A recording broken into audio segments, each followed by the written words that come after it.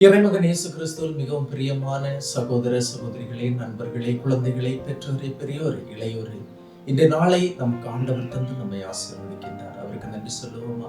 அன்பு தெய்வமே, இந்த அதிகாலை வேளையிலே உம்முடைய அருள்கரம் எங்களை தாங்கட்டும். உம்முடைய இறை வார்த்தை எங்களுக்கு உணவாக இருக்கட்டும். ஆண்டவரை நாங்கள் செல்லுகின்ற வழியில் உம்முடைய தூயாவின் அருள் எங்களை தாங்கட்டும். நாங்கள் எங்கு செல்ல வேண்டும், எதை செய்ய வேண்டும், என்ன செய்ய வேண்டும் என்பதை நிறைய எங்களுக்கு அறிவுறுத்தி தாருங்கள். ஆமென். அன்புமிக்கவர்களே, இன்றைய நாளிலே நாம் தியானிப்பதற்காக எடுத்துக்கொண்ட இறைவார்த்தை எரேமியா புத்தகம் 15ஆம் அதிகாரம் 19வது இறைவார்த்தை. எனவே ஆண்டவர் கூறுவது இதுவே: நீ திரும்பி வந்தால் உன்னை நான் முன்னைய நிலைக்கு திரும்ப கொண்டு வருவேன். என் முன்னிலையில் நீ நிலைத்து நிற்பாய். பயனில நீக்கி பயனுள்ள பேசி நீ என் வாய் போல் இருப்பாய். அவர்களும் உன்னிடம் திரும்பி வருவார்கள். நீ திரும்பி வந்தால் கடவுளிடமிருந்து அகன்று போனவர்கள் திரும்பி வர வேண்டும்.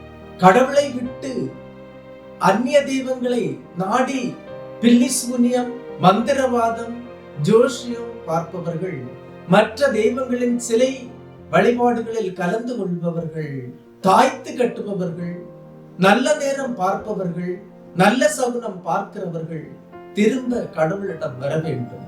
இவர்கள் அனைவரிடமும் 1ஆம் கட்டளைக்கு எதிரான பாவம் இருக்கிறது.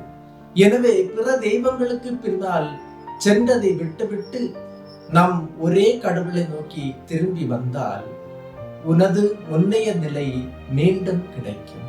நலிந்த வாழ்வு மீண்டும் செழிக்கும்.